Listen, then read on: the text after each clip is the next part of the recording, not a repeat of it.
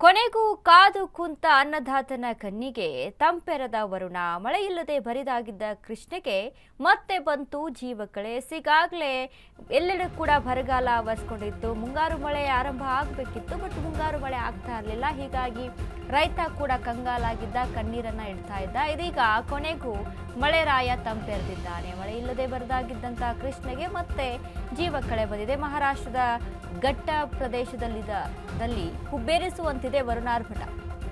ಮಹಾಮಳೆಗೆ ತುಂಬಿ ನಿಂತಿತು ಕರ್ನಾಟಕದ ಕೃಷ್ಣೆಯ ಒಡಲು. ಸಂಪೂರ್ಣವಾಗಿ ಖಾಲಿಯಾಗಿದ್ದ ಕೃಷ್ಣಾ ನದಿಗೆ ಮತ್ತೆ ಜೀವಕಳೆ ಬಂದಿದೆ. ಕೃಷ್ಣಾ ನದಿಗೆ ಹರಿದು ಬಂದಿತ್ತು 15,000 ಕ್ಯೂಸೆಕ್ ನೀರು. ಕೃಷ್ಣಾ ನದಿಯಲ್ಲಿ ಒಳಹರಿವು ಹೆಚ್ಚಳ, ರೈತರ ಮೊಗದಲ್ಲಿ ಸಂತಸ. ಕಳೆದ 2 ತಿಂಗಳಿನಿಂದ ಬತ್ತಿ ಹೋಗಿದ್ದಂತ ಕೃಷ್ಣೆಯು ಇದೀಗ ಲಕಲಕ ಅಂತ ಇದೆ.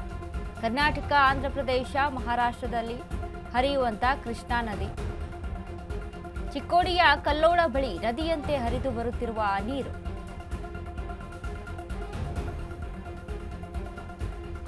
ಕೊನೆಗೂ ಕಾದು ಕುಂತಂತ ಅನ್ನದಾತನಿಗೆ ವರುಣ ಕೃಪೆಯನ್ನ ತೋರಿದ್ದಾರೆ.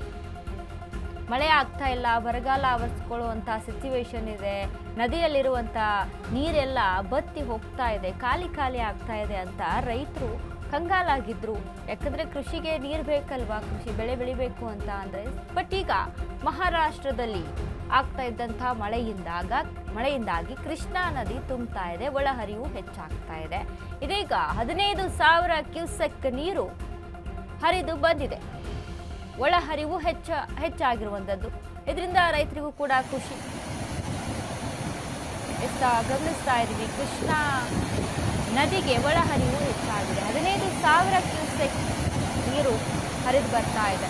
ಸುತ್ತಮುತ್ತ ಇರುವಂಥ ಹಳ್ಳಿಗಳಿಗೆ, ಸುತ್ತಮುತ್ತ ಇರುವಂತಹ ನಗರಗಳಿಗೆ ನೀರು ಪೂರೈಕೆ ಆಗಬೇಕು. ಕೃಷಿ ಚಟುವಟಿಕೆಗಳು ಇಲ್ಲಿ ಆರಂಭ ಆಗ್ತಾ ಇದೆ. ಕೃಷಿಗೆ ನೀರು ಬೇಕು, ಬೆಳೆಯನ್ನ ಬೆಳಿಬೇಕು ಅಂತ ಅಂದ್ರೆ ಇವೆಲ್ಲವೂ ಕೂಡ ಅನುಕೂಲ ಆಯಿತು ಅನ್ನುವಂಥ ನಿಟ್ಟಿನಲ್ಲಿ ರೈತರು ಕೂಡ ತುಂಬಾ ಖುಷಿಯನ್ನ ವ್ಯಕ್ತಪಡಿಸ್ತಾ ಇದ್ದಾರೆ. ಕೊನೆಗೂ ನೀರು ಹರಿತಾ ಇದೆಯಲ್ಲಪ್ಪ, ನೀರು ಬಂತಲ್ಲಪ್ಪ, ಕೊನೆಗೂ ಮಳೆ ಆಗ್ತಾ ಇದೆ ಅಲ್ಲ. ಕರ್ನಾಟಕದಲ್ಲಿ ಈಗ ಗಮನಿಸ್ತಾ ಇದ್ದೀವಿ ನೋಡಿ, ಎಷ್ಟು ಪ್ರಮಾಣ ಕಮ್ಮಿ ಆಗಿದೆ ಅಂತ.